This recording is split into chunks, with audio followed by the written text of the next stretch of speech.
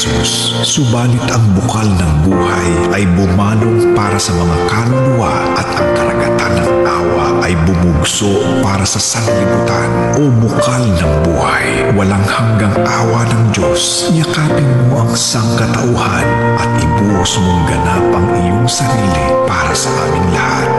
O banal na dugo at tubig na dumaloy mula sa puso ni Jesus bilang bukal ng awa para sa aming lahat, ako ay nananalig sa iyo.